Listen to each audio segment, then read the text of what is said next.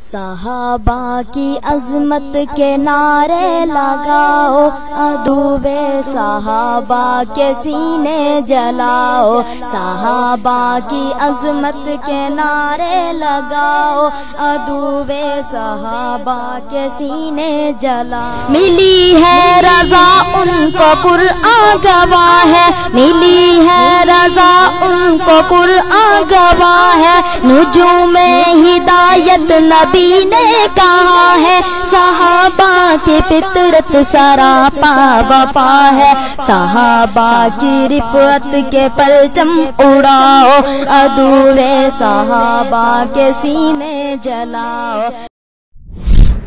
والسابقون الأولون من المهاجرين والأنصار والذين اتبعوهم بإحسان رضي الله عنهم ورضوا عنه وأعد لهم جنات تجري تحتها الأنهار خالدين فيها أبدا ذلك الفوز العظيم۔ جن لوگوں نے سبقت کی یعنی سب سے پہلے ایمان لائے، مہاجرین میں سے بھی اور انصار میں سے بھی، اور جنہوں نے نیکوکاری کے ساتھ ان کی پیروی کی، اللہ ان سے خوش ہے اور وہ اللہ سے خوش ہیں، اور اس نے ان کے لیے باغات تیار کیے ہیں جن کے نیچے نہریں بہہ رہی ہیں، وہ ہمیشہ ان میں رہیں گے، یہی بڑی کامیابی ہے۔ اب آپ لوگوں کے سامنے یہ بھی بتاتا چلوں کہ جو واقعہ کربلا ہوا ہے اس کے بارے میں کچھ بتاؤں مت بتاؤں؟ ہم آج تک جو کچھ سنتے آ رہے ہیں، یہ پورا مواد جو ہمارے پاس آیا ہے، یہ مواد تاریخ کی 14 الگ الگ مؤرخین کی لکھی ہوئی کتابوں سے آیا ہے۔ ٹوٹل 14 بڑے ہسٹورینز نے کتابیں لکھی، 14 بڑے مورخین نے کتابیں لکھی، مشہور مورخین نے کتابیں لکھی۔ ان میں سے 14 میں سے 9 کی کتابیں ضائع ہو گئیں، بہت زمانے میں لکھے، کہیں مس ہو گئیں، 5 باقی ہیں۔ ابو مخناف، ابن سعد، بالازوری، دیناوری اور ابن اتم، یہ 5 مؤرخ ہیں جن کی کتابیں باقی ہیں، اور یہ پوری 14 کتابیں ایک ہی نام سے لکھی گئیں، پوری 14 کتابیں ایک ہی نام سے لکھی گئیں جس کا نام ہے مقتل حسین، یعنی حسین رضی اللہ تعالیٰ عنہ کا قتل، اس نام سے لکھی گئی ہیں۔ یہ 14 کتابیں جنہوں نے لکھی، ان کی خاص بات یہ ہے کہ ان 14 کتابوں کو لکھنے والوں میں ایک بھی عرب نہیں ہے، پورے ایران کے آتھرز ہیں، اور ان 14 میں سے جو 5 بچے ہوئے ہیں ان کے بارے میں سنی اکابر علماء مانتے ہیں کہ اس میں کا ایک بھی سنی نہیں ہے۔ لیکن یہ جو کتابیں لکھی گئی، یہی واقعات ہم سب میں آج مشہور ہیں۔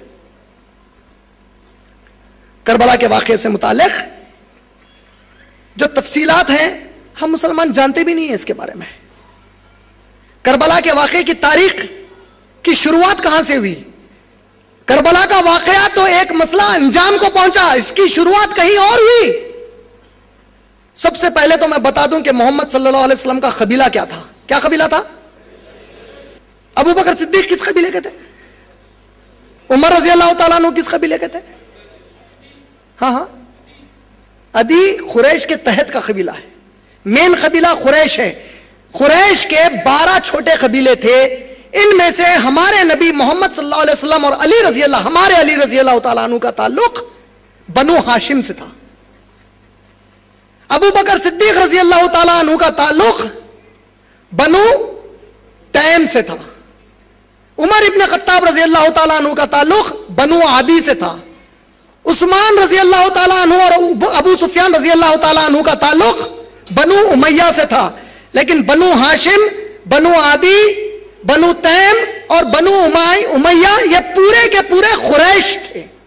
ہمارے محمد صلی اللہ علیہ وسلم کی جملہ 11 بیویاں تھیں جب آپ وفات فرمائے، جب تک آزاد 11 بیویاں تھیں اور 4 لونڈیاں تھیں۔ آپ کو جملہ 4 بیٹیاں اور 3 بیٹے تھے، 4 بیٹیاں اور 2 بیٹے آپ کو بی بی خدیجۃ الکبریٰ رضی اللہ تعالی عنہا سے تولد ہوئے، پیدا ہوئے۔ آپ کی 11 بیویوں کے نام کیا ہیں؟ سب سے پہلی بی بی خدیجۃ الکبریٰ رضی اللہ تعالی عنہا، کئی مسلمان ان کو خدیجہ بولتے، ٹی سے پڑھتے، ٹی نہیں ڈی ہے، وہ ڈی، دال، تا نہیں ہے، وہ خدیجہ، خدیجہ رضی اللہ تعالی عنہا، اس کے بعد سودا رضی اللہ تعالی عنہا، عائشہ رضی اللہ تعالی عنہا، حفصہ رضی اللہ تعالی عنہا، زینب بنت خزیمہ رضی اللہ تعالی عنہا، ام سلمہ رضی اللہ تعالی عنہا، جویریہ رضی اللہ تعالی عنہا، زینب بنت جہش رضی اللہ تعالی عنہا، ام حبیبہ رضی اللہ تعالی عنہا، صفیہ رضی اللہ تعالی عنہا، اور 11ویں تھی میمونہ رضی اللہ تعالی عنہا۔ یہ 11 آزاد عورتیں نکاح میں تھی نبی صلی اللہ علیہ وسلم سے، اور 4 سے زیادہ شادی کرنے کی مخصوص اجازت صرف ہمارے نبی صلی اللہ علیہ وسلم کو تھی۔ عام مسلمان کو صرف 4 تک کرنے کی اجازت ایک وقت میں ہے۔ سورہ نساء سورہ نمبر 4 آیت نمبر 3 کے ضمن میں باقی کے پورے امتی نبی صلی اللہ علیہ وسلم کو چھوڑ کر ایک ہی وقت میں صرف 4 بیویاں رکھ سکتے ہیں۔ محمد صلی اللہ علیہ وسلم کو اللہ نے مخصوص یہ اجازت دی تھی کہ آپ صلی اللہ علیہ وسلم کو 4 سے زیادہ بیویاں تھیں۔ سورہ احزاب سورہ نمبر 33 کی آیت نمبر 6 میں اللہ نے کہا کہ میرے نبی کی جتنی بیویاں ہیں یہ مومنوں کے لیے، ان مسلمانوں کے لیے ماؤں کا مقام رکھتی ہیں۔ کا مطلب اگر آپ اور میں ہوں، کل میں مر جاؤں تو میری بیوی جب بیوہ ہو جائے گی، اگر وہ چاہے تو کسی ایک مسلمان سے شادی کر سکتی ہے، لیکن کوئی بھی مسلمان اپنی ماں سے شادی کر سکتا؟ کا مطلب اگر نبی کا انتقال ہو جائے تو ان کی جو بیویاں ہیں وہ تمہاری ماؤں کی طرح ہے، تم ان میں سے کسی سے بھی نکاح نہیں کر سکتے، تو ہماری مائیں ہیں وہ۔ سورہ احزاب آیت نمبر 6 اللہ نے سورہ احزاب سورہ نمبر 33 آیت نمبر 20 سے لے کر جب آپ آیت نمبر 60 تک پڑھیں گے تفصیل سے نبی صلی اللہ علیہ وسلم کے گھرانے کا، آپ کے نکاح کا ذکر کیا، اور آپ صلی اللہ علیہ وسلم کو اللہ نے کہا ایک آیت میں کہ اے نبی صلی اللہ علیہ وسلم اپنی بیویوں سے کہیے کہ اگر تم اس دنیا کو پسند کرتے ہو تو میں تمہیں اللہ کی طرف سے خوش کرنے والی چیزیں اس دنیا کی عطا کرتا ہوں، تم لوگ اسے لے لو اور مجھے چھوڑ کر چلی جانا، لیکن اگر تم اللہ کو اور آخرت کو پسند کرتے ہو تو رک جانا۔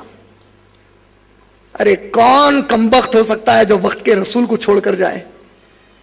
اللہ کا شکر ہے ہماری ایک ام المومنین بھی اس پر راضی نہیں، بولے کہ اے اللہ کے نبی آپ کو چھوڑ کر جائیں دنیا کے لیے؟ کیا ہم پاگل ہیں، ہم بے وقوف ہیں کہ ہمارے نبی کو چھوڑ دیں اس دنیا کے لیے؟ کسی نے بھی نہیں چھوڑا۔ اس سے ایک اور بات ثابت کیا ہوئی؟ جو الزام لگتا ہے کہ نبی صلی اللہ علیہ وسلم زبردستی شادیاں کرتے تھے، قرآن کی آیت آئی کوئی چھوڑ کر جانا چاہتے ہیں تو جاؤ، کوئی بیوی چھوڑ کر نہیں گئی، رضا کون راضی نہیں ہوگا؟ ایک مرتبہ نبی صلی اللہ علیہ وسلم عائشہ رضی اللہ تعالی عنہا کے ساتھ تشریف فرما تھے، بیٹھے ہوئے تھے، ایک صحابیہ آئیں، بولی یا رسول اللہ میں آپ سے نکاح کرنا چاہتی ہوں۔ اللہ کے نبی صلی اللہ علیہ وسلم خاموش ہو گئے، وہ گزر گئی، چلی گئی، وہ خاموشی دیکھ کر کے نبی صلی اللہ علیہ وسلم راضی نہیں ہو رہے ہیں۔ جیسا ہی وہ گئی عائشہ رضی اللہ تعالیٰ کو غصہ آیا، بولے کہ دیکھو کیسی بے شرم ہے۔ اللہ کے نبی صلی اللہ علیہ وسلم جواب دے کر کہتے ہیں اے عائشہ بڑی عقل مند ہے، سب سے اچھے کو اس نے پسند کیا ہے۔ نبی سے کون نہیں چاہے گا شادی کرنا؟ کون ایسا باپ ہوگا جو نہیں چاہے گا کہ نبی کو اپنی بیٹی دے دے؟ کون ایسا بھائی ہوگا جو نہیں چاہے گا کہ نبی کی بیوی اس کی بہن بن جائے؟ ہر صحابیہ کی تمنا تھی کہ میں بیوی بن جاؤں، ہر صحابی کی تمنا تھی کہ میری بیٹی یا میری بہن ان کی بیوی بن جائے، لیکن اللہ کے نبی کی شادی جو بی بی خدیجہ سے ہوئی، اس ایک نکاح کو چھوڑ کر جتنے شادیاں ہوئے اللہ کے حکم سے ہوئے، اپنی مرضی سے نبی صلی اللہ علیہ وسلم نے ایک بھی شادی نہیں کی۔ یہ بات ہمارے ایمان کا حصہ ہے، سمجھ میں آ گئی بات؟ نبی اپنی پسند سے کسی کو پسند کر کے شادی نہیں کیے۔ بی بی خدیجہ سے نکاح نبوت ملنے کے 15 سال پہلے ہوا۔ رسول کریم صلی اللہ علیہ وسلم کی عمر 25 سال تھی جب بی بی خدیجہ رضی اللہ تعالی عنہا سے نکاح ہوا۔ یہ ایک نکاح نبی صلی اللہ علیہ وسلم کا اپنی مرضی سے ہوا۔ اس کے بعد جتنے نکاح ہوئے وہ تمام کے تمام اللہ کے وحی کرنے کی وجہ سے ہوئے۔ تو پہلی چیز یہ نبی صلی اللہ علیہ وسلم کا گھرانہ۔ بی بی خدیجہ سے 4 بیٹیاں کون کون تھی؟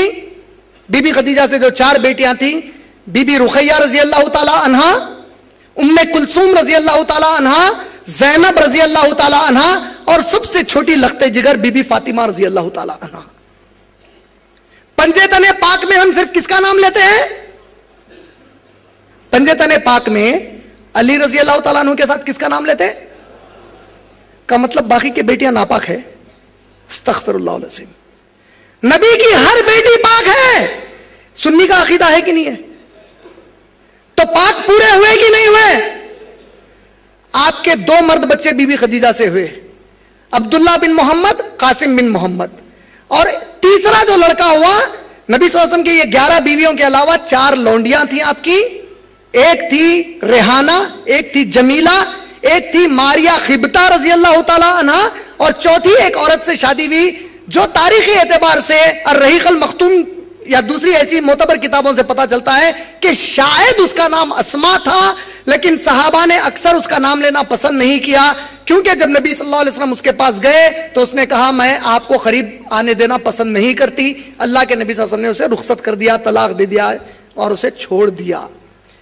تیسرا جو بیٹا ہوا اللہ کے نبی کا وہ ماریا خبتہ رضی اللہ تعالی عنہا سے ہوا، اور اس لڑکے کا نام تھا ابراہیم بن محمد صلی اللہ علیہ وسلم۔ یہ تیسرا لڑکا ہوا۔ اللہ کے نبی کریم صلی اللہ علیہ وسلم نے اپنی حیات میں کئی صحابہ کی فضیلتیں بتائی ہیں، ان میں سے 10 کو عشر مبشرہ کہا جاتا۔ عشرہ عربی میں کہتے ہیں 10 کو، مبشرہ خوشخبری کو کہتے ہیں۔ عشر مبشرہ مانے وہ 10 مخصوص صحابہ جس کو جنت کی سب سے زیادہ خوشخبریاں دی گئی، سب سے پہلے خوشخبریاں دی گئیں۔ وہ 10 کون ہیں؟ ابو بکر صدیق، عمر بن خطاب، عثمان ابن عفان، علی ابن طالب، عبد الرحمن بن عوف، زبیر بن عوام، سعد بن وقاص، سعید بن زید، طلحہ اور ابو عبیدہ بن الجرہ۔ یہ 10 سب سے افضل صحابہ۔ یہ یاد رکھیں گے کہ بھول جائیں گے انشاءاللہ۔ اب ان لوگوں کا ماننا یہ ہے کہ اس میں سے قرآن میں ایک آیت آئی ہے سورہ احزاب میں، جس میں اللہ نے آیت نمبر 32 سے لے کے 34 میں کہا کہ اے نبی کی بیویوں، اگر تم میں سے کوئی بھی نبی کے بعد کوئی گناہ کرتی ہے تو اس کو دوہرا عذاب دیا جائے گا، اور جو تم نیکی کرو گی اس کا بھی دوہرا اجر دیا جائے گا۔ آیت کیا ہے؟ اے نبی کی بیویوں، اگر تم میں سے کوئی نبی کے بعد صلی اللہ علیہ وسلم کے کوئی گناہ کرتی ہیں تو ان کو دوہرا عذاب دیا جائے گا۔ تو ان لوگوں کا جو سنی گھر میں نہیں رہتے ان کا ماننا یہ ہے، یہ آیت عائشہ رضی اللہ تعالیٰ عنہ کے لیے نازل ہوئی تھی، نعوذ باللہ۔ عائشہ رضی اللہ تعالیٰ عنہ کے بارے میں ان کا ماننا یہ ہے کہ ابو بکر صدیق نے عائشہ رضی اللہ تعالیٰ عنہ کو اچکالا کہ وہ نبی صلی اللہ علیہ وسلم کو راغب کریں تاکہ وہ شادی کر لیں، نعوذ باللہ۔ ہمارا ایمان یہ ہے کہ صحیح بخاری جلد نمبر 9 حدیث نمبر 7012، اللہ کے نبی کریم صلی اللہ علیہ وسلم سے عائشہ رضی اللہ تعالیٰ عنہ نے پوچھا کہ اے میرے نبی، آپ نے مجھ سے نکاح کیوں کیا؟ تو نبی کریم صلی اللہ علیہ وسلم نے فرمایا کہ اے عائشہ، مجھے اللہ نے تجھے 2 بار خواب میں دکھایا کہ ایک فرشتہ تجھے سلک کے کپڑے میں لپیٹ کر لے جا رہا تھا۔ میں نے اس فرشتے کو خواب میں کہا کہ بتا وہ کیا لے جا رہا ہے؟ اس نے کپڑا کھولا اور میں نے تمہیں دیکھا، تو میں نے خواب میں ہی دعا مانگی کہ اے اللہ، اگر یہ میرے حق میں ہے تو تو اپنی مرضی سے اسے مجھے پہنچا دے۔ مجھے خواب میں ہی اشارہ دیا گیا تھا کہ میں تجھ سے نکاح کرنے والا ہوں۔ ہماری عائشہ رضی اللہ تعالیٰ عنہ پر یہ تہمت کہ وہ بدکار تھی، نعوذ باللہ، کہ وہ گنہگار تھی، ایسا ہو سکتا؟ اور جو ہماری ماں کو یہ بولے کہ بھی ہمارا دوست ہو سکتا؟ اب اس کے بعد جو واقعہ کربلا ہے، اس کی تاریخ تو آپ لوگ کئی بار سنے ہی ہیں۔ واویلا ہوتا ہے اس مہینے میں۔ علامہ اقبال کا ایک بڑا پیارا شعر ہے، وہ سنا کر باقی کا واقعہ سناتا ہوں۔ علامہ اقبال کہتے ہیں، کہہ دو غم حسین منانے والوں سے، کہہ دو غم حسین منانے والوں سے، مومن کبھی شہداء کا ماتم نہیں کرتے۔ کہہ دو غم حسین منانے والوں سے، مومن کبھی شہداء کا ماتم نہیں کرتے۔ ہے عشق میری جان سے بھی زیادہ اہل بیت سے، اہل بیت سے مجھے میری جان سے زیادہ محبت ہے عشق مجھے اپنی جان سے زیادہ اہل بیت سے، یوں سر عام کوئی ان کا تماشا نہیں کرتے۔ روئے وہ جو منکر ہیں شہادت حسین کے، ہم تو زندہ و جاوید پر ماتم نہیں کرتے۔ ایک بچپن میں میرا دوست تھا، وہ گھر والا تھا۔ میں ایک دن اس کو پوچھا، بھائی دیکھ، میرے کو ایک بات سمجھا، تیرے حساب سے ہمارے نبی صلی اللہ علیہ وسلم، تیرے حساب سے نبی صلی اللہ علیہ وسلم کے گھرانے پر بہت ظلم ہوا، جو کمبخت حرام خور نے ہمارے نبی کے گھرانے پر ظلم کیا، اللہ کی قسم اللہ اسے جہنم نصیب کر دے۔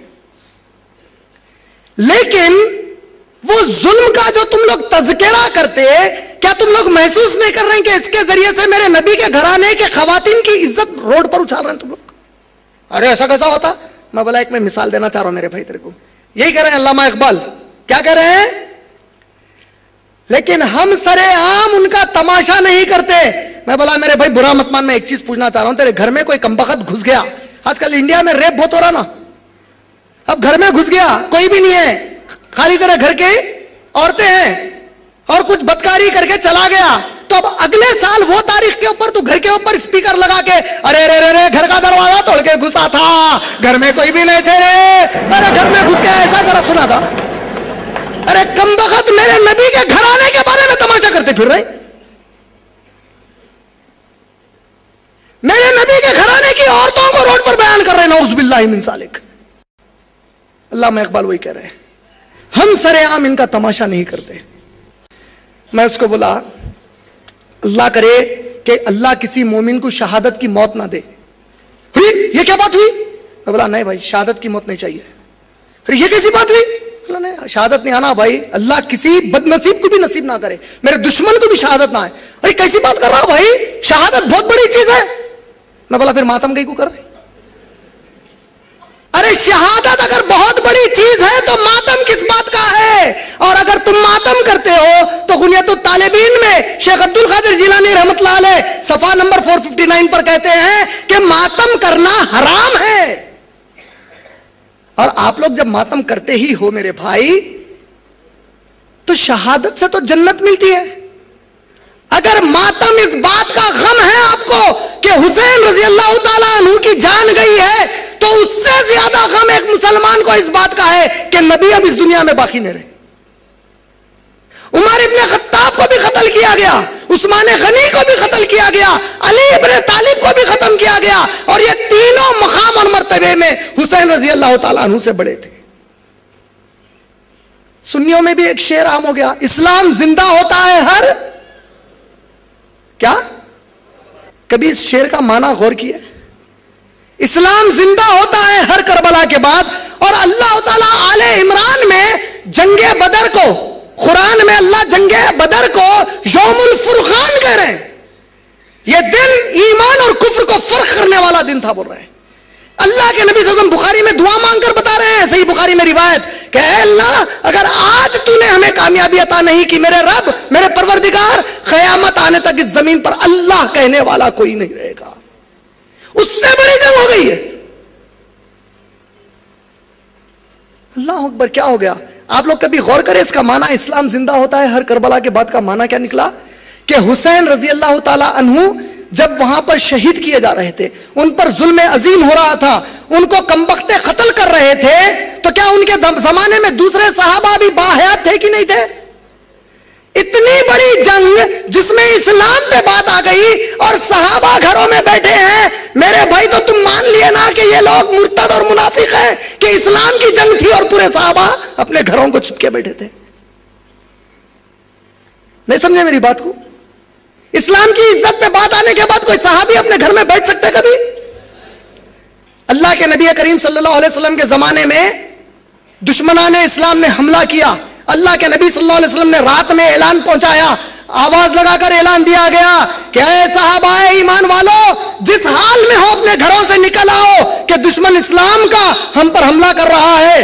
سب صحابہ جمع ہو گئے. راتوں رات ایک صحابی جاتے ہیں، ان کا نکاح ہوا ہے، پہلی رات ہے، ابھی انہوں نے بستر کیا، بستر کر کے ہٹے، غسل لینا چاہتے تھے.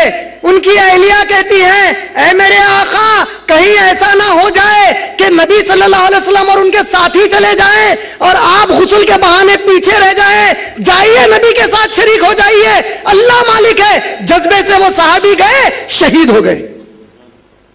کیا ہو گئے؟ اچانک صحابہ نے جنگ کے ختم ہونے پر دیکھا کہ ان کی نعش ہوا میں ہے، پانی ٹپک رہا. صحابہ اللہ کے نبی کے پاس دوڑتے ہوئے آئے، بولے یا رسول اللہ یہ کیا ماجرا ہے؟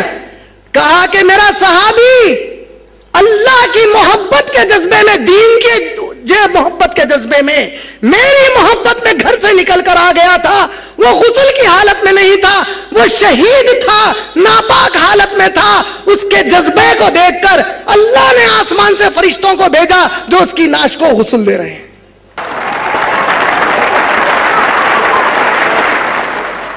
یہ تو میں ایک چھوٹے سے صحابی کا، درجے میں چھوٹے سے صحابی کا قصہ سنایا، آپ کہہ رہے ہیں کہ کربلا میں اسلام مر چکا تھا اور اس کو زندہ کیا ایک وبار حسین رضی اللہ تعالیٰ عنہ نے۔ تو آپ ذرا سمجھائیے میرے بھائی کہ باقی کے صحابہ تو منافق اور مرتد ہو گئے کہ اسلام کی عزت پہ بات تھی، کوئی بھی نہیں تھا، صرف حسین رضی اللہ تعالیٰ عنہ تھے وہاں پر۔ کیا کہتے ہیں ابھی بھی اسلام زندہ ہوتا کربلا کے بعد؟ ارے اسلام مر ہی نہیں سکتا، تم مر سکتے میں مر سکتا ہوں، اسلام کبھی نہیں مر سکتا، اللہ کا وعدہ ہے۔ سورہ توبہ کی آیت نمبر 33 میں اللہ نے کہا هو الذی ارسل رسولہ بالہدی ودین الحق لیظہرہ علی الدین کلہ ولو کرہ المشرکون، وہی ہے جس نے اس دین کو بھیجا ہے اپنے رسول پر ہدایت دینے کے لیے بھیجا ہے ان کو، ہمارے نبی کو، اور اس دین کو وہ غالب کر کے رہے گا چاہے شرک کرنے والوں کو یہ بات کتنی ہی ناگوار کیوں نہ گزرے۔ اسلام مر ہی نہیں سکتا۔ کربلا کا جو واقعہ ہے اس کی تاریخ عمر ابن خطاب رضی اللہ تعالیٰ عنہ کے دور سے شروع ہوتی ہے۔ اس کو سمجھنے کے لیے یہ نقشہ سعودی عربیہ کا ہے، یہ جو پورا آپ دیکھ رہے ہیں اس زمانے کا ایران ہے، یہ پورا اس زمانے میں یوروپ ہے، یہ پورے حصے پہ اور یہ پورے حصے پر عمر ابن خطاب رضی اللہ تعالیٰ عنہ کے دور پہ مسلمان پہنچ چکے تھے اسلام کا جھنڈا لہراتے ہوئے۔ ایک طرف اتنی دور پورا ایران آ گیا، ایک طرف وہاں تک چلے گئے۔ کہاں تک چلے گئے تھے؟ پیرس کے قریب تک چلے گئے تھے، فرانس میں۔ علی رضی اللہ تعالیٰ عنہ، عمر رضی اللہ تعالیٰ عنہ، عثمان رضی اللہ تعالیٰ عنہ اور ابو بکر صدیق رضی اللہ تعالیٰ عنہ کے دور میں ہوم منسٹر تھے۔ کیا تھے؟ پورے فوج کو بھیجنا، ملک کے اندر کے قانون کے نظام کو چلانا، یہ علی رضی اللہ تعالیٰ عنہ کے ذمہ تھا۔ عمر رضی اللہ تعالیٰ عنہ کے دور میں جب یہ فتوحات ہوئے تو نتیجہ یہ نکلا، جب ایران فتح ہوا تو ایران میں بادشاہت تھی، ان لوگوں کے دل میں ایک بدلے کا جذبہ تھا۔ وہ بدلے کا جذبہ ان کے دماغ میں کیوں تھا؟ کیونکہ ان کے دل میں پہلے سے ہی عربوں کے ساتھ، دیکھیں آج ہندوستان اور چین کے درمیان، ہندوستان اور پاکستان کے درمیان ایک تناؤ ہے، اس میں آپ کسی صورت بھی نہیں چاہتے کہ ایک ہندوستانی پاکستانی سے ہارے، ایک ہندوستانی چین سے ہارے، ہم چاہتے نہیں کچھ بھی ہو جائے ہم کو جیتنا ہے۔ لیکن جب صحابہ غالب آ گئے ان مملکتوں پہ، آپ امیجن کرو اچانک کل آپ کو پتا چلا کہ بنگلہ دیش امریکہ اور رشیا کو جنگ ہرا دیا، امریکہ پہ قبضہ کر لیا بنگلہ دیش، رشیا پہ قبضہ کر لیا، چائنا پہ قبضہ کر لیا، ارے کیسا ہو سکتا؟ تعجب کی بات ہے کہ نہیں ہے؟ جب صحابہ نکلے تو ایسے ہی ممالک کو ڈھیر کر دیا اسلام کے تحت۔ وہاں کے جو غاصب لوگ تھے، جو بڑے عہدوں پر تھے، وہ لوگ بولے یہ کیا ہے، ہماری تو دکانیں بند کر دیے، کہہ رہے ہیں کہ صرف اللہ کی عبادت کرو، کہہ رہے ہیں کہ صرف رسول خدا صلی اللہ علیہ وسلم کی اطاعت کرو، کہہ رہے ہیں کہ صرف اسلام کا قانون چلے گا، نہ ہم کو موج مستی کرنے دیتے ہیں، نہ زنا کرنے دیتے ہیں، نہ شراب اور جوے کے قریب جانے دیتے ہیں۔ ارے یہ کیا ہے؟ تو بدلہ لینے کی بھاونا ان کے دلوں میں تھی۔ اس کی شروعات کہاں ہوئی؟ حضرت عمر ابن خطاب رضی اللہ تعالی عنہ کا قتل کس نے کیا؟ فیروز ابو لولو نے۔ یہ کہاں کا تھا؟ ایران کا رہنے والا تھا۔ کیسے قتل کیا یہ بھی واقعہ سن لیجئے۔ عمر ابن خطاب رضی اللہ تعالیٰ فجر کی نماز کی امامت کرنے کے لیے ٹھہرے اور صحابہ پورے پیچھے ٹھہرے ہوئے ہیں۔ یہ کمبخت ان کو چھرا گھونپنے کے لیے 8 صحابہ کو چھرا گھونپا۔ کیوں؟ کیونکہ صحابہ جب مسجدوں میں ٹھہرتے تو ایک دوسرے کے کانوں کو کاندھے اور پیر سے پیر ملا کر ٹھہرتے، بیچ میں ذری جگہ نہیں چھوڑتے، اور آج مسلمان میلوں دور ٹھہرتے ایک دوسرے سے۔ 8 صحابہ کو مارنے کے بعد وہ عمر ابن خطاب کو چھرا گھونپتا ہے، وہ بے ہوش ہو کر گر گئے۔ ہوش آتا ہے ہمارے امیر المومنین کو، عمر ابن خطاب رضی اللہ تعالیٰ عنہ کو جب ہوش آیا، ہوش میں آتے ہی پہلا جملہ انہوں نے پوچھا، کیا مسلمانوں نے نماز فجر ادا کی کہ نہیں کی؟ کہیں ایسا تو نہیں کہ میری محبت میں نماز چھوڑ دیے؟ کہا کہ نہیں، ان لوگوں نے ادا کی۔ پوچھا کس نے امامت کی؟ کہا عبد الرحمن بن عوف آگے بڑھ گئے تھے۔ کہتے اللہ کا شکر ہے ورنہ تم لوگوں کو کلمہ پڑھا تھا۔ آج تو ہم نمازیں ترک کر رہے ہیں۔ وہاں کہا کہ کہیں میری محبت میں نماز توڑے، اگر میری محبت میں نماز توڑے تو کلمے پڑھا دیتا۔ آج تو مسلمان نماز چھوڑا ہے. اب یہ عمر رضی اللہ عنہ کا دوسرا سوال تھا, مجھے مارا کس نے؟ کہا فیروز ابو لولو نے مارا. کہا ہے اللہ تیرا شکر ہے کہ عمر کے قتل میں کسی مسلمان کا ہاتھ نہیں ہے, اور آج مسلمان سے ڈرتا پھر رہا ہے. آج وہ مسلمان زیادہ عزت والا ہے جو سب سے زیادہ مسلمانوں کو قتل کرتا ہے اس شہر میں. اور امیر المومنین کہہ رہے ہیں کسی مسلمان نے مجھے مارا, اللہ تیرا شکر ہے کہ کسی مسلمان نے مجھے نہیں مارا. یہ عمر رضی اللہ تعالیٰ کا قتل اللہ کے نبی کریم صلی اللہ علیہ وسلم کی ایک خواب کی پیشن گوئی تھی, اللہ کے نبی صلی اللہ علیہ وسلم کے خواب کے تعبیر کی پیشن گوئی تھی. عمر رضی اللہ تعالیٰ عنہ نے, صحیح بخاری میں روایت آئی ہے کہ عمر ابن خطاب نے اللہ کے نبی صلی اللہ علیہ وسلم کو کہا کہ یا اللہ کے رسول, میں نے کل رات ایک عجیب و غریب خواب دیکھا. میں نے دیکھا کہ ایک بڑا مضبوط دروازہ ہے اور وہ ٹوٹ کر گر گیا. اللہ کے نبی صلی اللہ علیہ وسلم نے پوچھا کہ اے عمر وہ ٹوٹ کر گر گیا یا تھوڑے تڑک آ گئے اس میں؟ کہا یا رسول اللہ ٹوٹ کر گر گیا. کہا کہ اے عمر میرے امت کا خلا تو ہے, میرے عمر اس کا دروازہ تو ہے, جس دن تو گرے گا میری امت میں فتنے آنے لگ جائیں گے. یہ پہلی شہادت. اب آیا کس کا دور؟ عثمان غنی رضی اللہ تعالیٰ عنہ کا دور آیا. جب عثمان غنی رضی اللہ تعالیٰ عنہ خلیفہ بنے, ان کی خلافت 13 سال تک تھی. کتنے سال تھی؟ آپ کے شروع کے 10 سال بہت زبردست گئے. آپ کے خلافت کے دور میں صحابہ انڈونیشیا ملیشیا تک گئے. ہندوستان میں سب سے پہلے اسلام کس نے لایا؟ ہم کہتے ہیں معین الدین چشتی رحمۃ اللہ علیہ نے لایا, لیکن تاریخ کہتی ہے کہ صحابہ کیرلا میں آئے. 200 سے زیادہ صحابہ کی خبریں کیرلا میں ہیں آج. ارے ہمارے صحابہ کوئی چپا چھوڑ سکتے زمین کا اللہ کے نبی کے؟ وہ لوگ لائے, انڈونیشیا تک لے گئے. اب دور شروع ہوا دوسرے بڑے فتنے کا. عثمان رضی اللہ تعالیٰ عنہ کے دور میں یمن کے علاقے سنا سے نکل کر ایک شخص آیا جس کا نام عبداللہ ابن سبا تھا. یہ شخص آ کر مسجد نبوی کے پاس ٹھہرتا ہے اور کہتا ہے مجھے عثمان بن عفان سے ملاؤ, مجھے ان کے ہاتھ پر کلمہ پڑھنا ہے. ہمارے عثمان رضی اللہ تعالیٰ عنہ ہم جیسے لالچی نہیں تھے جو لوگوں کو کلمے پڑھا کر سب میں اشتہار کرتے پھرتے میں نے اتنوں کو کلمے پڑھائے, اتنوں کو کلمے پڑھائے. انہوں نے اس کو سوال کیا اور پوچھا کہ تو یمن سے یہاں تک آیا, کیا راستے میں تجھے کوئی مسلمان نہیں ملا جس کے ہاتھ میں کلمہ پڑھتا؟ میرے تک اگر دین سے محبت ہے, اللہ پر سچا ایمان ہے, تو میرے کلمہ پڑھانے کا کیا ہے, کہیں بھی پڑھ لیتا. اور یہ عبداللہ بن سبا کون تھا؟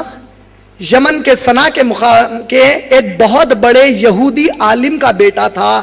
وہ یہودی خاندان جب مسلمان قبضہ کیے یمن پر تو وہ خاندان ان کا غلام بن کر آیا. یہ بچ گیا, اس نے اسلام کا ڈھونگ کیا اور اس ڈھونگ کو لے کر چلا کہ جب موقع ملے گا میں وار کروں گا ان کے اوپر. یہ عثمان رضی اللہ عنہ کے دور میں مسجد نبوی میں پہنچا اور وہاں رہنا شروع کیا. اس نے 3 سوال مسلمانوں کے بیچ کرنا شروع کیے. اس نے پوچھا بھائی یہ بتاؤ کہ اللہ کے نبی کے داماد ہیں علی رضی اللہ تعالیٰ عنہ, اللہ کے نبی کی بیٹی ہے بی بی فاطمہ, اللہ کے نبی کے بنو ہاشم قبیلے سے علی رضی اللہ تعالیٰ عنہ ہے. اب سمجھ میں آیا اہمیت؟ دیکھو یہاں پہ, جبکہ عثمان رضی اللہ تعالیٰ عنہ تو بنو امیہ کے ہیں, تو تم لوگ کیسے لوگ ہو کہ نبی کے خاندان سے ہی ایک داماد موجود ہے, اس کی موجودگی میں تم نے دوسرے قبیلے والے کو خلیفہ کیسے بنا لیا؟ یہ پہلے فتنے کا سوال کیا اس نے. دوسرا اس نے کہا ہر نبی کا کوئی نہ کوئی وصی ہوتا ہے. موسیٰ علیہ السلام کے وصی تھے ہارون علیہ السلام, تو محمد صلی اللہ علیہ وسلم کے وصی علی ہونا چاہیے, تم نے دوسروں کو خلیفہ کیسے بنایا ان کے ہوتے ہوئے؟ یہ دوسرا سوال.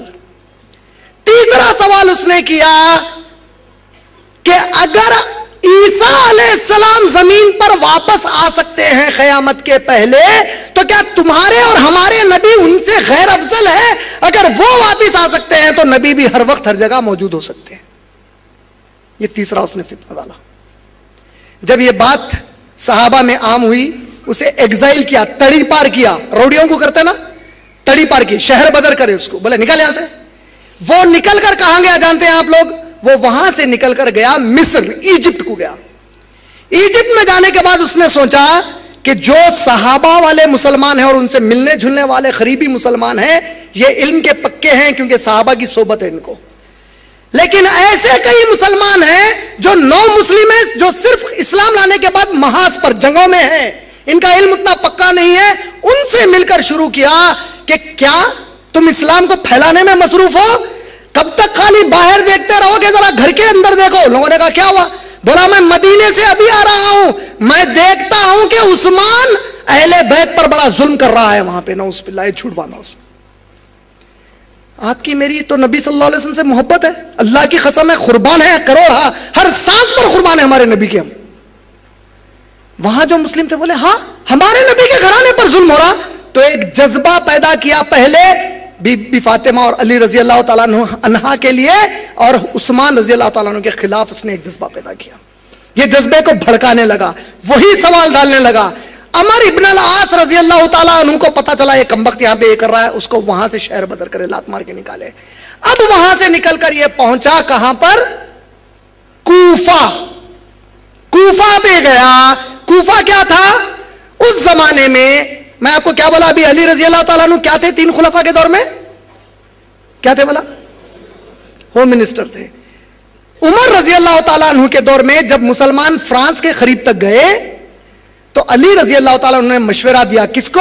عمر رضی اللہ تعالیٰ عنہ کو, کہ اے امیر المومنین مدینے سے پیرس تک کا فاصلہ بہت دور ہے, ہم ان دونوں کے بیچ کے ایک علاقے کو کنٹرول روم بناتے ہیں تاکہ احکامات وہاں سے آپ کناتے ہیں, یہاں سے وہاں جانے میں مشکل ہو رہی ہے. ہم کوفہ میں ایک کینٹونمنٹ ایریا بناتے ہیں, آرمی کا ایریا بناتے ہیں, اس کو کنٹرول روم بنا کر وہاں سے بھی ہم کنٹرول کرتے ہیں ادھر والے لوگوں کو. عمر ابن خطاب راضی ہو گئے لیکن ان کی شہادت ہو گئی. عثمان رضی اللہ تعالیٰ عنہ بھی راضی ہوئے اور ان کے دور میں وہاں پہ کینٹونمنٹ ایریا بسا جہاں پہ ملٹری والے اکثر رہا کرتے تھے. اب یہ پہنچا ان کے پاس, یہ واقعے کو غور سے سنو, یہ پہنچا ان کے پاس اور ان لوگوں کا دماغ خراب کرنا شروع کیا. بولا کہ کیسے مسلمان ہو تم لوگ, نبی کے گھرانے پر وہاں ظلم ہو رہا ہے, میں دیکھ کر آ رہا ہوں, قسم ہے اللہ کی میں نے بڑا ظلم دیکھا ہے, اور تم لوگ خالی یہیں پھر رہے ہو, نبی کے گھرانے سے تمہاری محبت نہیں ہے.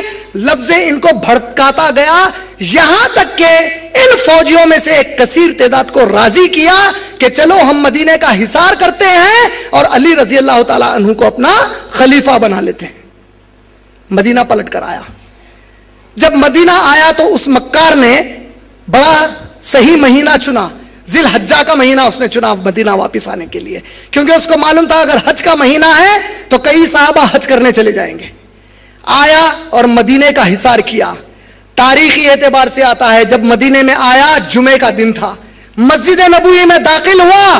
میرے بھائی کبھی اس کے بھی تو بارے میں سنو کہ ہمارے عثمان رضی اللہ تعالیٰ عنہ کے اوپر کتنی مصیبتیں آئیں.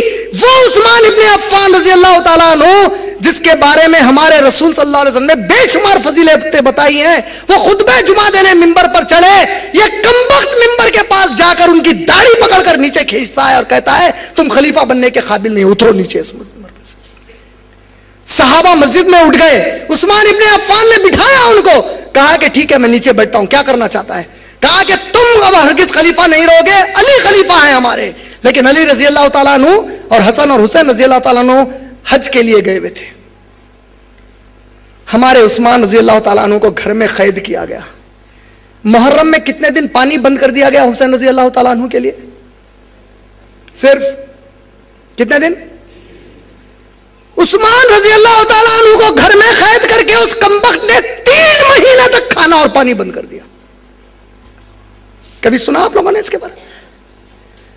یہاں تک نوبت آ گئی کہ ہمارے عثمان رضی اللہ تعالیٰ عنہ اپنے گھر کے چھت پر چڑھ گئے, چڑھ کر مدینے والوں کو آواز دیتے اور کہتے ہیں کہ اے مدینے والوں کیسے لوگ ہو گئے تم لوگ, جب میرے نبی کے زمانے میں اس مدینہ شہر میں قحط آیا, بھوکے اور پیاسے تھے تم لوگ, نبی نے کہا کہ کون ہے جو یہ کنواں خرید کر انہیں پانی پلائے, میں اس کے جنت کی بشارت دیتا ہوں. میں نے اس کنویں کو تمہارے لیے دام بڑھ کر دے کر خریدا اور تمہارے لیے مفت میں اسے دے دیا. کیا آج اس کنویں کا جو عثمان نے تم کو خرید کر دیا, اس کنویں سے بھی ایک قطرہ پانی نہیں پلاؤ گے عثمان کو؟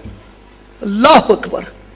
ارے ہمارے مسلمانوں کو تو یہ بتایا گیا کہ تم کوئی احسان کرو تو احسان نہ جتاؤ. کتنے مجبور ہو گئے عثمان رضی اللہ تعالیٰ عنہ کے احسان یاد دلانے کے, بھول گئے؟ تم لوگ پیاسے تھے, یہ کنواں میں خرید کر دیا, اور آج اس سے مجھے قطرہ پانی نہیں پلاؤ گے تم لوگ. علی رضی اللہ تعالیٰ عنہ اور حسن حسین رضی اللہ عنہ جب واپس آئے, تماشا دیکھا, علی رضی اللہ تعالیٰ عنہ, ہمارے علی رضی اللہ تعالیٰ عنہ جا کر کہتے ہیں کہ اے امیر المومنین, آپ حکم دیجئے, اس کمبخت کی گردن مار کر پھینک دوں گا یہیں پر, ان سب کو قتل کروں گا جس نے آپ کے ساتھ بدتمیزی کی ہے. ہمارے عثمان رضی اللہ تعالیٰ عنہ کیا جواب دیتے ہیں جانتے ہیں؟ کہتے ہیں اے علی رضی اللہ تعالیٰ عنہ, میں اللہ سے ڈرتا ہوں, مجھے غیب کا علم نہیں ہے, میں نہیں جانتا کہ کس کے دل میں کیا ہے. اگر یہ کمبخت مسلمان نہیں ہے اور منافق ہے اور میں نے تم کو قتل کرنے کے لیے کہا تب تو بات صحیح ہے, لیکن اگر یہ واقعی مسلمان ہے اور اس نے غفلت میں یہ حرکت کی ہے اور میں نے تمہیں قتل کا حکم دیا ہے علی, تو قیامت میں عثمان کسی مسلمان کے قتل کا گناہ اپنے سر پر لے کر اٹھنا نہیں چاہتا, چاہے یہ لوگ میرے ٹکڑے ہی کیوں نہ کر دیں. کبھی ہمارے عثمان رضی اللہ تعالیٰ کی شہادت کے بارے میں سنے ہم لوگ؟ کبھی ان کی تکلیف کے بارے میں اندازہ کیا کہ 3 مہینے کھانا اور پانی ان پر بند کر دیا گیا ہے؟ بحر روما, وہ کنواں جس سے پانی بند کر دیا گیا. بالآخر علی رضی اللہ تعالیٰ عنہ نے کس کو متعین کیا جانتے ہیں ان کے گھر کی حفاظت کے لیے؟ حسن اور حسین رضی اللہ تعالیٰ عنہ. اپنے 2 بہادر لاڈلوں کو کہا کہ اے حسن اور حسین, تم لوگ ہمارے امیر المومنین کے گھر کی حفاظت کرو. وہ لوگ دروازوں پر پہرا دیتے ٹھہرتے. بالآخر رات کے وقت پیچھے سے حملہ کیا گیا اور عثمان رضی اللہ تعالیٰ عنہ قرآن مجید کی تلاوت کر رہے تھے جس وقت شہید کیا گیا, اور آپ کے خون کے خطرے سورہ بقرہ کی آیت نمبر 137 پر پڑھے, جس کا آخری حصہ فَسَيَكْفِيكَهُمُ اللَّهُ وَهُوَ السَّمِيعُ الْعَلِيمُ, ہم تغرا بنا کر اپنے گھروں میں رکھتے ہیں. یہ وہ قرآن مجید جو ترکی میں آج بھی موجود ہے, یہ وہ خون کے حصے, یہ نسخہ آج بھی موجود ہے. اس آیت کی تلاوت کے وقت یا اس پر خون کے خطرے تھے جب آپ کو شہید کر دیا گیا. جیسے ہی عثمان رضی اللہ تعالیٰ عنہ شہید ہوئے, یہ قاتلوں نے کیا کیا؟ فوری علی رضی اللہ تعالیٰ عنہ کو زور ڈالا کہ اے علی, ہم آپ کو اپنا خلیفہ مانتے ہیں, بیعت کیجئے ہمارے ساتھ, ہم آپ کے ہاتھ پر بیعت کرتے ہیں. علی رضی اللہ تعالیٰ عنہ بیعت لینے سے پہلے اپنے گھر لوٹ گئے, اپنے دروازوں کو بند کر لیا اور کہا کہ مجھے ڈر لگتا ہے یہ لوگ کیا کر رہے ہیں, ایسے حالات میں مجھے خلیفہ بنا رہے ہیں. دوسرے صحابہ نے مشورہ دیا اور کہا امیر المومنین, یہ ہمارے نبی کا پاک شہر ہے جہاں قتل و غارت گیری حرام ہے, جہاں مدینے کے جھاڑ کا پتا توڑنا بھی گناہ ہے.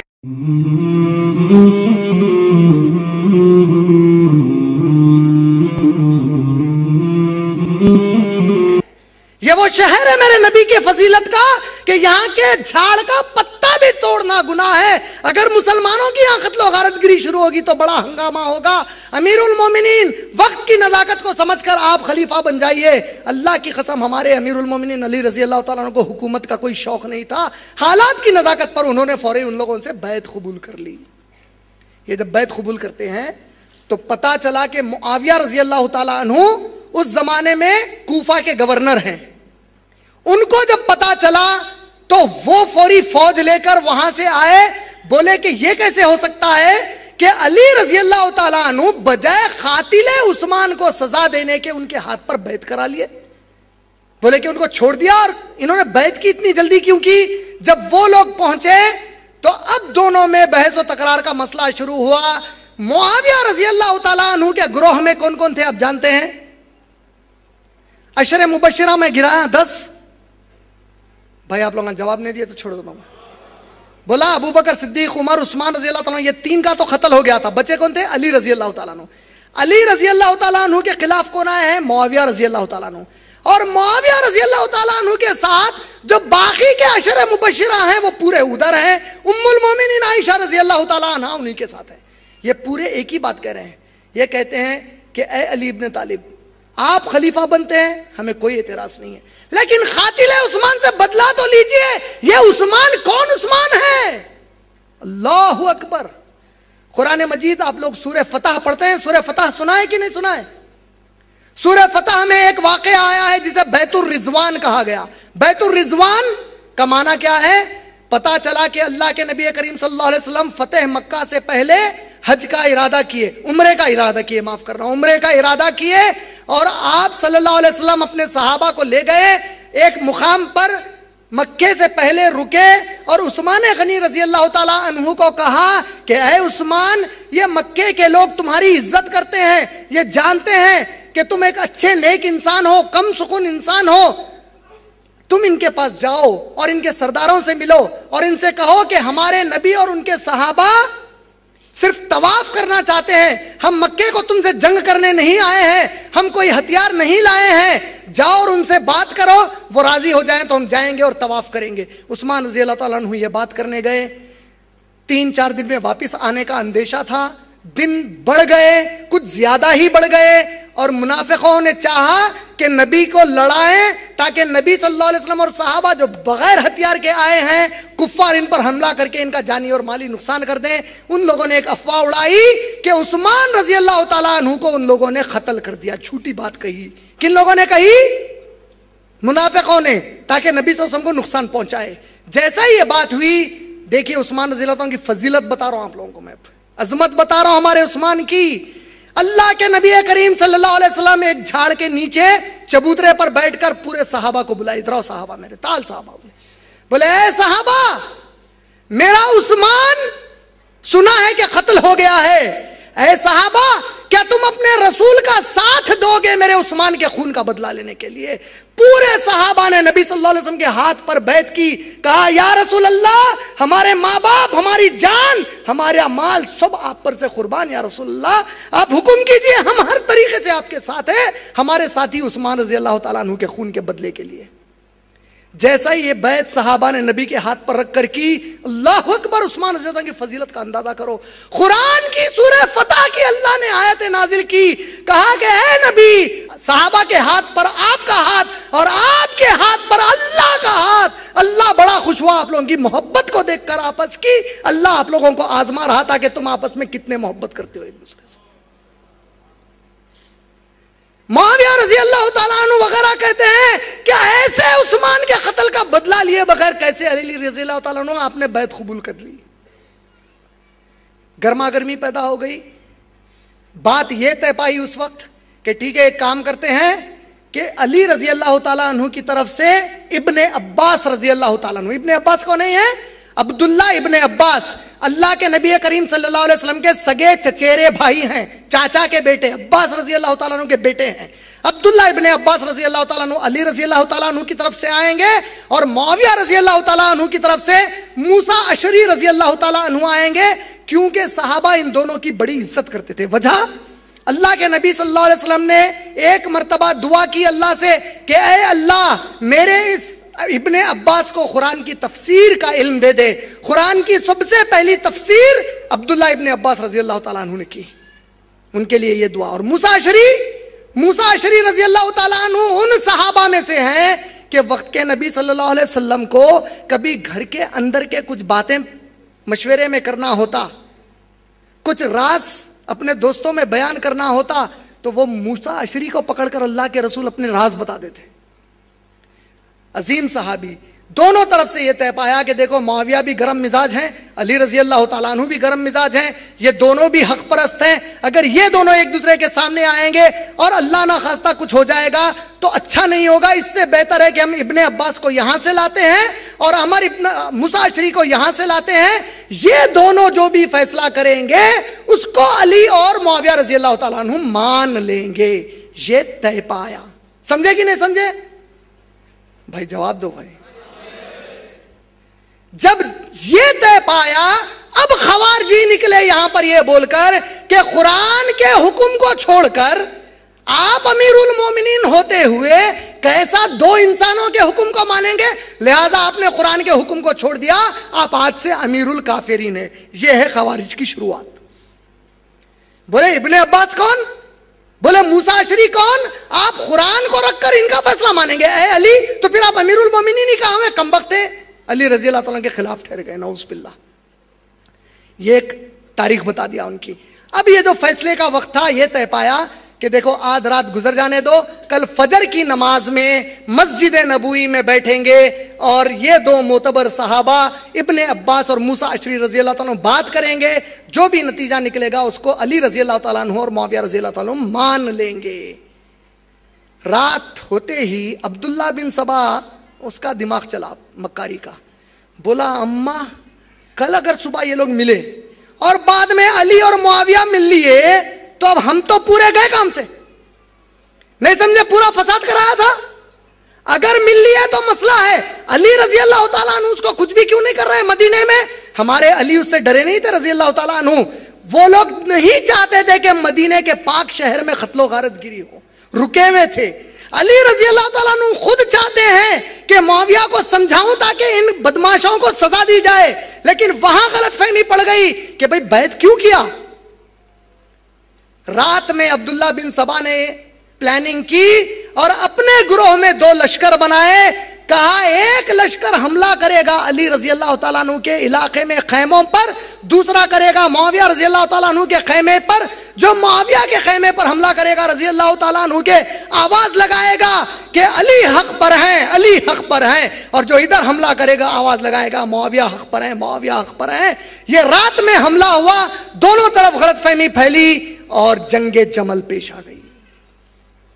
جنگ جمل وہ جنگ جس میں عائشہ رضی اللہ تعالیٰ عنہا میدان میں آ گئیں, جس کو لے کر یہ لوگ عائشہ رضی اللہ تعالیٰ کو گالی دیتے ہیں کہ عائشہ رضی اللہ تعالیٰ عنہا علی رضی اللہ تعالیٰ کے خلاف آئیں اور کئی من گھڑت گندی گندی باتیں گھڑی ہیں.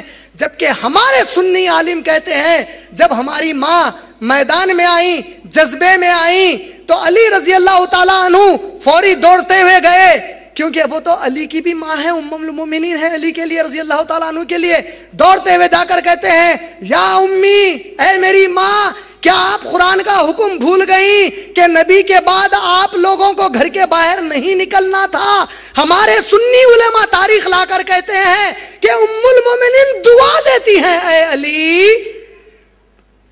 تو نے مجھے قرآن یاد دلا دی, میرے علی آپ نے مجھے قرآن یاد دلائی ہے علی, میں آپ کا شکریہ ادا کرتی ہوں, اور میں اسی وقت میدان سے پلٹتی ہوں. جب وہ میدان سے پلٹ رہے تھے, کم بختوں نے آپ کی اونٹنی کے پیر کو ضرب لگایا. عائشہ رضی اللہ تعالیٰ عنہ اونٹنی پر سے نیچے گر گئیں اور ریڑھ کی ہڈی پر مار پڑا.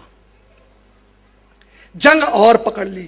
بہرحال کمپرومائز ہوا, جنگ تھما دیا گیا. 1 سال تک وہی ہے معاویہ رضی اللہ تعالیٰ اور فوج. اس کے بعد عائشہ رضی اللہ تعالیٰ عنہ کبھی بھی نہ ادھر سے آئیں نہ ادھر سے آئیں. یہ اصلی تاریخ ہے. یہ تاریخ مانیں گے یا ادھر کے گھر والوں کی مانیں گے؟ اس کے بعد کبھی نہیں نکلی وہ. اب موقع آیا دوبارہ پھر ملاقات کرنے کا. کم وقت اس نے پھر سے وہی جھگڑا کرا دیا. جنگ صفین ہوئی. جنگ صفین میں زبردست مسلمان قتل ہوئے, بہت زیادہ خون خرابہ ہوا. آخری میں وہ معاویہ رضی اللہ تعالیٰ عنہ نے تلوار کی نوک پر قرآن کو اٹھایا, اس کے مصحف کو, کہا اے علی رک جاؤ رک جاؤ رک جاؤ, بس کر دو. یہ واقعہ صحیح ہے, لیکن واقعے کو پیش کرتے ہیں یہ کہہ کر کہ معاویہ رضی اللہ تعالیٰ عنہ ڈر گئے, علی نے دھجیاں اڑا دی ان کی. ڈرے یا نہیں ڈرے میں نہیں جانتا, لیکن وہ جو تلوار پر قرآن اٹھائے تھے اس کی وجہ کچھ اور تھی. وجہ کیا تھی؟ اللہ اکبر. دیکھو ہمارے صحابہ کو نبی کے قول کا کتنا پاس ہوا کرتا تھا. صحیح بخاری جلد نمبر 4 حدیث نمبر 67. اللہ کے نبی کریم صلی اللہ علیہ وسلم نے بی بی سمیہ کے بیٹے عمار بن یاسر کے لیے کہا کہ اے عمار, ایک ایسا وقت آئے گا جب مسلمانوں کے 2 بڑے گروہ آپس میں لڑ پڑیں گے. جب ان میں لڑائی ہوگی تو جو گروہ غلطی پر ہوگا وہ تیرا قتل کر دے گا. کیا کہا تھا اللہ کے نبی صلی اللہ علیہ وسلم نے کہ اے عمار, 2 مسلمان گروہوں میں جھگڑا ہوگا. جب یہ جھگڑا ہوگا تو تجھے وہ گروہ قتل کر دے گا جو غلطی پر ہو. عمار بن یاسر تھے علی رضی اللہ تعالیٰ عنہ کے ساتھ, اور ان کا قتل ہو گیا جنگ صفین میں. جیسا ہی معاویہ رضی اللہ تعالیٰ عنہ کو پتا چلا کہ عمار بن یاسر کا قتل ہو گیا, معاویہ رضی اللہ تعالیٰ عنہ کو حدیث یاد دلائی گئی کہ نبی نے کہا تھا جو گروہ غلط ہے وہ قتل کرے گا عمار تیرا. فوراً معاویہ رضی اللہ تعالیٰ نے کہا کہ اللہ کی قسم ہے میں نے اس کو قتل نہیں کیا. کہا لیکن آپ ہی تو جنگ کرا رہے ہیں. کہا جنگ روک دو اے علی, اب بس ہے اب رک جاؤ. جنگ روک دی گئی. معاویہ رضی اللہ تعالیٰ عنہ واپس چلے گئے عراق کی طرف، کوفہ کی طرف واپس لوٹ گئے. علی رضی اللہ تعالیٰ عنہ مدینے میں تھے. اس جنگ کے بعد ادھر کے اور ادھر کے صحابہ نے یہ طے کیا کہ اے معاویہ تم جہاں پر ہو وہیں پر رہو، اے علی اب آپ بھی معاویہ کو کچھ مت کہیے، چھوڑ دیجئے اس کو اس کے حال پر. علی رضی اللہ تعالیٰ عنہ خلیفہ جب تک تھے، میں آپ لوگوں کو بتاتا چلوں، معاویہ رضی اللہ تعالیٰ عنہ نے ایک دفعہ بھی ان کی خلافت کے خلاف ایک لفظ نہیں کہا. کبھی معاویہ نے نہیں کہا علی مدینے کے خلیفہ ہیں اور میں یہاں کا خلیفہ ہوں. وہ وہیں کے گورنر تھے، جو علی رضی اللہ تعالیٰ عنہ فیصلے صادر کرتے، اکثر فیصلے وہاں پر بھی صادر کر دیے جاتے. اختلاف تھا، دشمنی نہیں تھی. مسلمان جب اختلاف کریں تو یہ معیار ہے اختلاف کرنے کا کہ اختلاف بھی ہم کریں گے تو اللہ کے خاطر کریں گے، ہم محبت بھی کریں گے تو اللہ کے خاطر کریں گے، دنیا پرستی میں کچھ نہیں کریں گے. دونوں طرف سے اللہ کو راضی کرنے کا جذبہ ہے. یہی اہل سنہ والجماع کا عقیدہ ہے. ہم سنیوں کا عقیدہ ہے کہ نبی کا ہر صحابی ہر عمل اللہ کے لیے کرتا تھا. اگر انہوں نے کچھ ایسا کام کیا ہے جو گناہ کبیرہ، گناہ صغیرہ بھی ہے، اگر کوئی کہتا ہے گناہ کبیرہ اور گناہ صغیرہ انہوں نے کیا ہے تو ان کا معاملہ اللہ کے حوالے ہے. ہماری اوقات نہیں ہے کہ نبی کے صحابہ کے بارے میں اپنے زبانیں کھولیں. صحیح کہہ رہا ہوں کہ غلط؟ یہ جنگ ہوئی، وہ چلے گئے. علی رضی اللہ تعالیٰ عنہ دیکھو کتنا پاس ہے مدینے کا اور نبی کا ہمارے صلی اللہ علیہ وسلم کا. علی رضی اللہ تعالیٰ عنہ کہتے ہیں کہ اے ابن عباس اگر ہم کچھ دن اور مدینے میں رہیں گے تو یہاں پہ اور گندگیاں شروع ہوگی اور ہمارے نبی کا شہر ناپاک ہوگا. لہٰذا ایک کام کرتے ہیں، چونکہ کوفہ میں پورا فتنہ شروع ہوا ہے، ہم کوفہ میں اپنا کیپٹل بناتے ہیں. اور پہلی مرتبہ نبی کریم صلی اللہ علیہ وسلم کے بعد مدینہ طیبہ سے کیپٹل کوفہ کو سلیکٹ کیا گیا. کوفہ میں علی رضی اللہ تعالیٰ عنہ گئے اور کوفہ جب وہاں پر پہنچے تو اس کے پہلے علی رضی اللہ تعالیٰ عنہ نے خوارجیوں سے جنگ کی. 10,000 خوارج مارے گئے، 2,000 خوارج واپس کلمہ پڑھ کر آ گئے، بولے کہ ہم آپ کو اپنا امیر مانتے ہیں. ان میں سے کچھ منافق تھے، ڈر کے مارے آ گئے تھے، موقع کی تلاش میں تھے، اور ہمارے علی رضی اللہ تعالیٰ عنہ فجر کی نماز کے لیے نکلے. موقع کا فائدہ اٹھا کر علی رضی اللہ تعالیٰ عنہ کو قتل کر دیا گیا. کون قتل ہوئے؟ علی رضی اللہ تعالیٰ عنہ جب قتل ہوئے، دیکھو آپ لوگوں کو بول رہا تھا کہ میں جو بھی بات پہلے بول رہا ہوں ذرا یاد رکھنا. اب دیکھو کڑی بنتی. وہ ابو بکر صدیق کی خلافت 2.5 سال کی تھی. کتنے سال کی تھی؟ عمر رضی اللہ تعالیٰ عنہ کی 10 سال کی تھی. عثمان رضی اللہ تعالیٰ عنہ کی 13 سال کی تھی. 13 اور 10 کتنے ہوئے؟ 23 اور 2.5 کتنے ہوئے؟ علی رضی اللہ تعالیٰ عنہ کی 4 سال کی تھی. کتنے ہو گئے اب؟ 29 سال. اللہ کے نبی نے کیا کہا؟ میرے بعد خلافت راشدہ کتنے سال رہے گی؟ لیکن یہاں تو 29.5 ہو گئے. آپ جانتے ہیں کیا ہوا؟ حسن رضی اللہ تعالیٰ عنہ خلیفہ بنے 6 مہینے کے لیے. کبھی خلفائے راشدین میں آپ نے ان کا نام سنا آج تک؟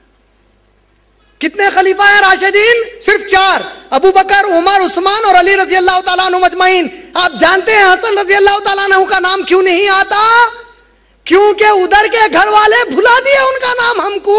اس لیے کہ 6 مہینہ خلیفہ جب بنے تو تب بھی معاویہ رضی اللہ تعالیٰ عنہ نے نہیں کہا کہ میں خلیفہ بنوں گا. وہ خلیفہ تھے، معاویہ خاموش تھے.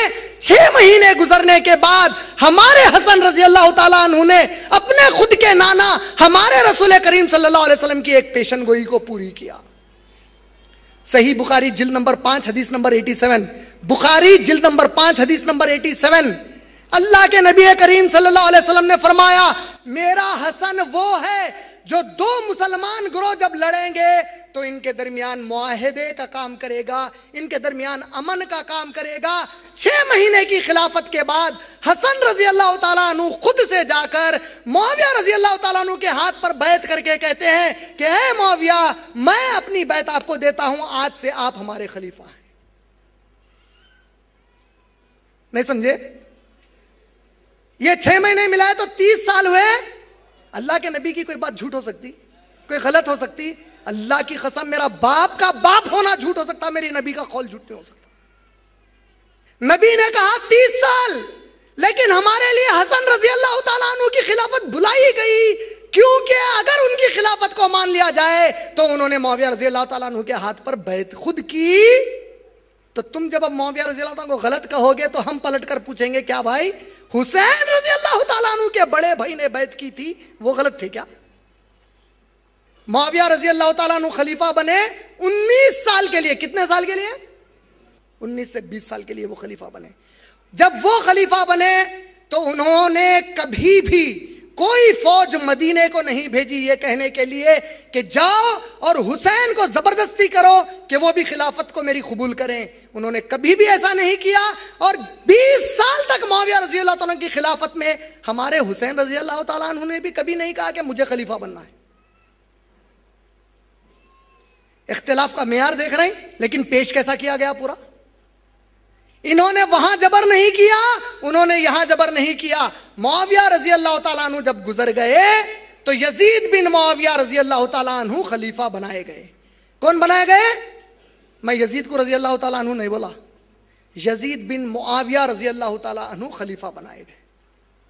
جب وہ خلیفہ بنائے گئے اس وقت شروع ہوا کوفیوں کے خطوط کا سلسلہ. حسین رضی اللہ تعالیٰ خط پر خط لکھتے اور کہتے کہ اے حسین یہ یزید عیاش ہے, اے حسین یہ بے نمازی ہے, اے حسین یہ عیاش ہے, تم آؤ اے حسین ہم آپ کے ہاتھ پہ بیعت کرتے ہیں.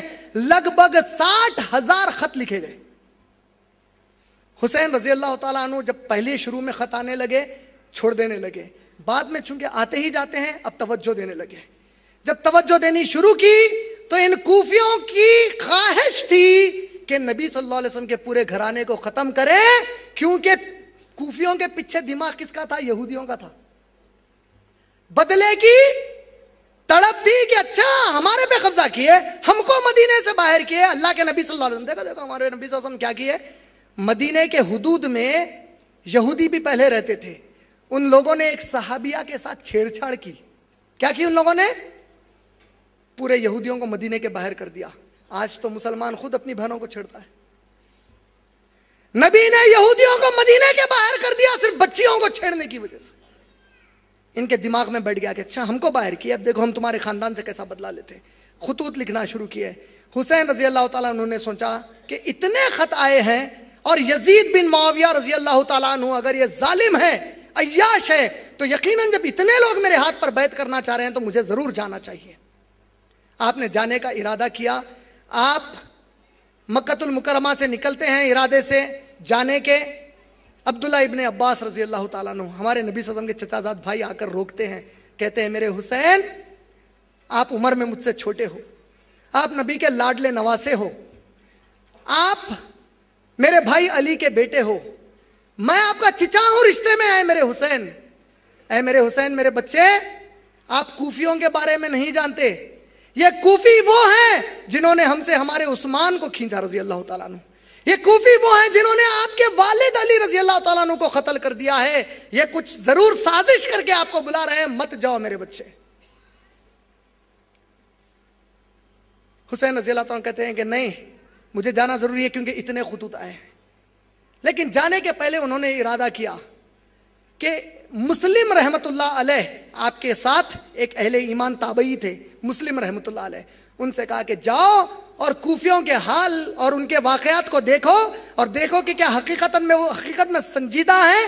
اگر وہ سنجیدہ ہے تو پھر تو کوئی بات نہیں, ہم تو نکل ہی پڑے ہیں, راستے میں ملتے ہیں اور پھر ہم لوگ سب چلتے ہیں. مسلم رحمت اللہ علیہ چلے گئے. عبداللہ بن عمر رضی اللہ تعالیٰ عنہ کو خبر ہوئی, عمر رضی اللہ عنہ کے بیٹے کو, حسین رضی اللہ تعالیٰ عنہ جا رہے ہیں.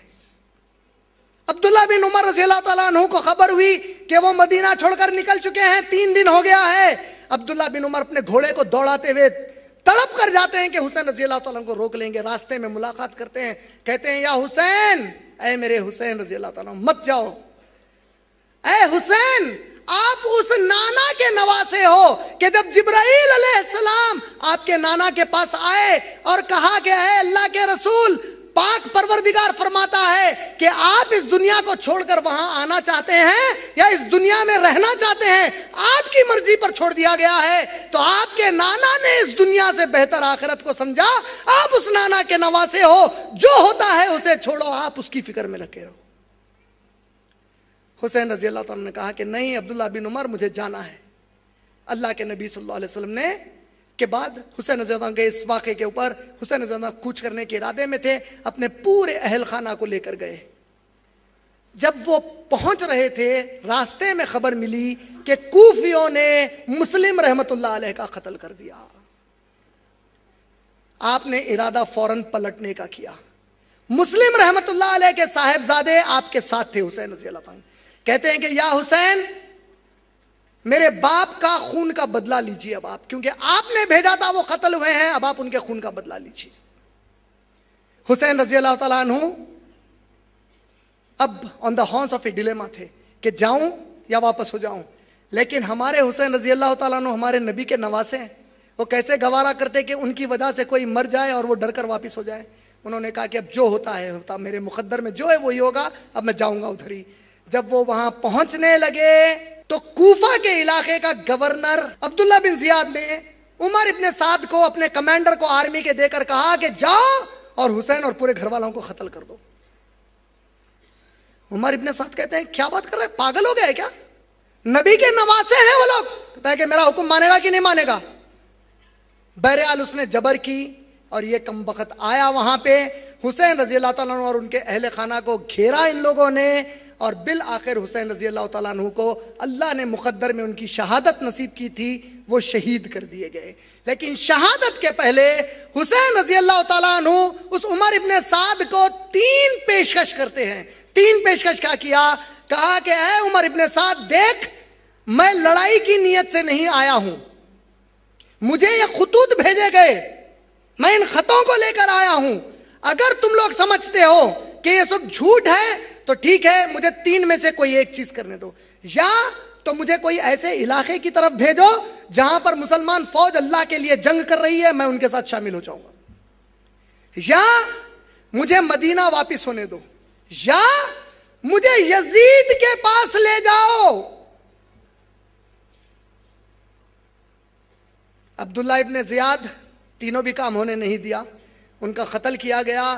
نعوذ باللہ, اللہ کی لعنت ہو جنہوں نے ان کو قتل کیا, اللہ کا عذاب قیامت تک ان کے اوپر آئے. ان کمبختوں نے ان کو قتل کر کے ان کے سر کو پکڑا اور عبداللہ بن زیاد کن گئے تو اس کمبخت نے, اس دلندر نے آپ کی نگپڑیوں میں ایک کاڑی کر کے کھیل رہا تھا. نعوذ باللہ, کہتا ہے ہم سے بغاوت کر کے آئے تھے. اور وہاں پر ایک صحابی بیٹھے تھے, اٹھ گئے. انس بن مالک رضی اللہ تعالیٰ عنہ کہتے ہیں کہ اے کمبخت, یہ نبی کے نواسے کا وہ چہرہ ہے جسے نبی بوسے دیتے تھے, اور تیری یہ مجال کے تو یہ کر رہا ہے ہمارے جیتے جی.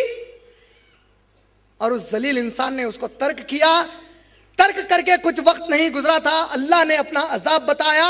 اس کے سر کے اوپر چھت پر سے اس پر ایک چھوٹا سانپ گرا. سانپ ایک نگپڑی سے اس کے اندر گیا, اس کے دماغ کو چاٹ کر دوسرے نگپڑی سے باہر نکل گیا اور مر گیا. یہ واقعہ جیسے ہی ختم ہوا, اس کربلا کے واقعے میں جتنے اہل خانہ تھے آپ کے, زنانہ تھا, یہ پورا زنانہ سنی کتابوں کے حساب سے مدینہ واپس بھیج دیا گیا. اب آپ سوچ رہے ہوں گے یہ پوری سٹوری میں کہاں سے بنا کے لے گیا؟ یہ پورے کتابیں جمع کر کے رکھو آپ لوگوں کو بتانے. یہ کتابیں شیخ سعدی رحمت اللہ علیہ کی طبقات ابن سعد, یہ البدایہ والنہایہ ابن کثیر رحمت اللہ علیہ کی, ابن تیمیہ کی منہاج السنہ صفحہ نمبر 219 اور صفحہ نمبر 237 سے 257 تک تفصیل میں آیا ہے. یہ ہمارے علماء ہیں, یہ ہمارے سنی اکابر علماء ہیں. ابن کثیر کون ہے؟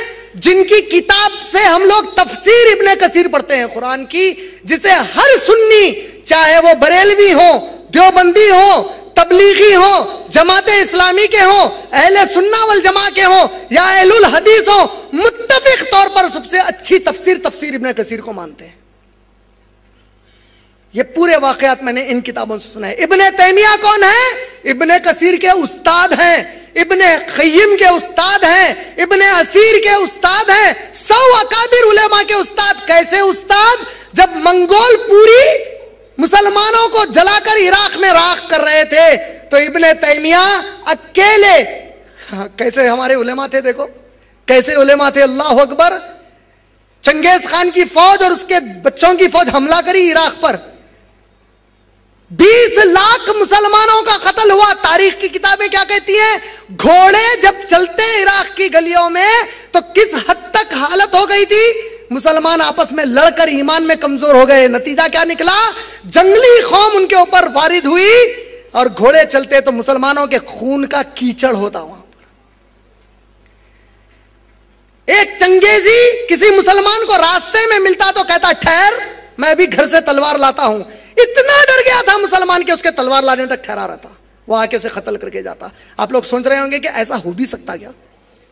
ایسا آج بھی ہوا بھائی.